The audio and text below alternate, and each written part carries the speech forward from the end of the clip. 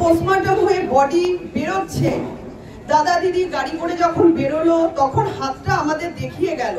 আমরা বুঝলাম যে হ্যাঁ তারা বেরোচ্ছে। আমরা কি জানবো নর্মালি যে এরপর আমরা পরিবারের লোক আমরা যাব বা মাঝখানে অ্যাম্বুলেন্স যাবে তারপরে আমরা যাব, কিন্তু সেখানে দাঁড়িয়ে আমাদের বলা হয়েছিল যে আপনাদের পরিবার তো আপনাদের জন্য দুটো গাড়ি রাখা আছে। আমরা যখন গাড়িতে মানে আমি বলছি দায়িত্ব নিয়ে এটা আমি বলছি, আমি যখন গাড়িতে উঠতে যাই আমাকে ধাক্কা দিয়ে ফেলে দেওয়া হয়, ধাক্কা দিয়ে পুলিশ ফেলে দিয়ে বলে না না এই গাড়িতে পুলিশ ছাড়া কেউ উঠতে পারবে না।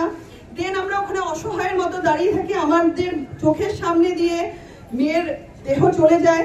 তারপরে ওখানে যারা আমাদের পরিচিত ছিলেন তারা বললেন যে আপনারা দেখুন কি করে যাবেন।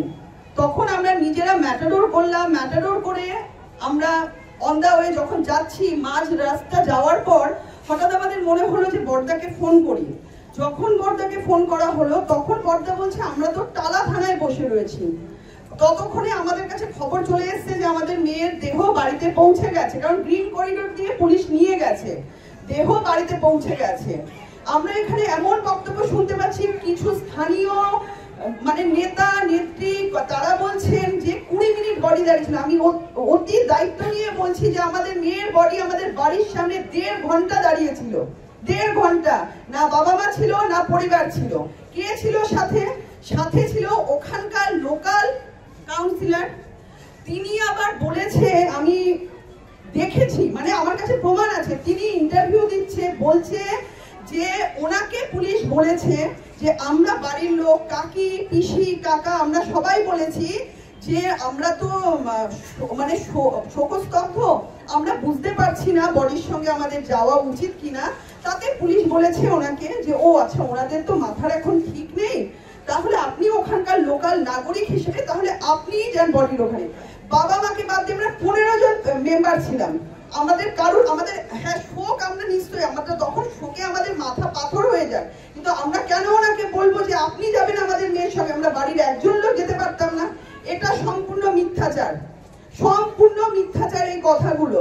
তারপরে উনি আবার বলছে উনি আমাদেরকে গাড়ির ব্যবস্থা করে দিয়েছেন, উনি আমাদের বাসের ব্যবস্থা করে দিয়েছেন। এত পুলিশি নিষ্ক্রিয়তা, এত মানে মিথ্যাচার, এগুলো কিসের জন্য? এগুলো কিসের জন্য? যখন আমরা ওখানে গিয়ে পৌঁছেছি পুলিশ আমাদের ঢুকতে দিচ্ছে না। আমি বলছি আমরা পরিবারের লোক, বলছে পরিবারে কত লোক থাকে? তারপর আমি ওনাদের দিকে কড়া দৃষ্টিতে তাকিয়ে বলেছি একটু একটু মানবিক হন।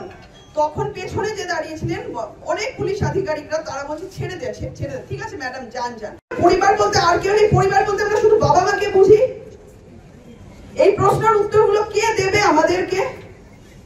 এই প্রশ্নের উত্তর চাই। আমাদের সঙ্গে চরম নিষ্ক্রিয়তা করা হয়েছে, চরম মানে পুলিশের যতক্ষণ পর্যন্ত না বডি দাহ হয়েছে ততক্ষণ পর্যন্ত 300-400 পুলিশ একেবারে ঘিরে রেখেছিল আমাদেরকে।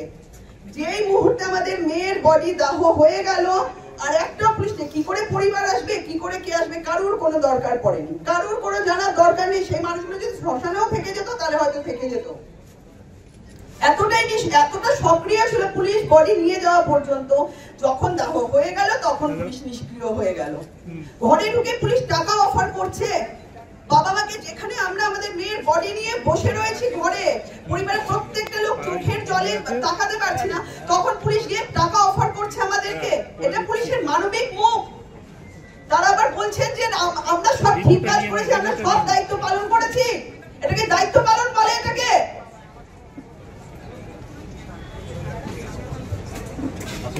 আমি এই অভাগী অভয়ার দাদা রাখিটা এবার বাঁধতে পারি।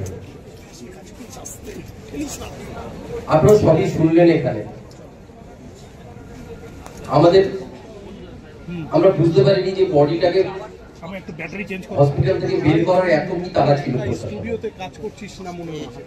আমরা বডিটা বের করার সময় তো অনেকবার বারণ করেছিলাম প্রশাসনকে যে আমাদের সময় দিন, কিন্তু জানি না আমাদের বডিটা বের করার জন্য এত কি তাড়া ছিল,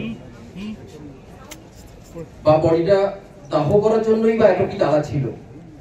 আমরা তো চেয়েছিলাম বডিটা থাক, কিন্তু সেই সুযোগ আমাদের প্রশাসন দেয়নি।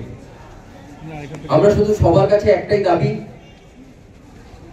যে নারকীয় কাণ্ডে যারা প্রত্যক্ষ বা পরোক্ষভাবে জড়িত তাদের দৃষ্টান্তমূলক শাস্তি হোক, এবং যারা এই ব্যাপারটাকে সম্পূর্ণভাবে ধামাচাপা দেওয়ার চেষ্টা করেছে তাদেরও সমানভাবে দৃষ্টান্তমূলক শাস্তি হোক, যাতে আমার আর হাজার হাজার কোটি কোটি বোনদের আর এই অসুবিধা জীবনে ফেস না করতে হয়। আপনারা সকলে আমাদের পাশে যেভাবে দাঁড়িয়েছেন তার জন্য আমাদের তরফ থেকে অসংখ্য ধন্যবাদ, এবং আমরা ইনশিওর করছি আমরাও সবসময় আপনাদের পাশে আছি যতক্ষণ না আমার সেই অভাগী বোনটি তার প্রপার বিচার পাচ্ছে।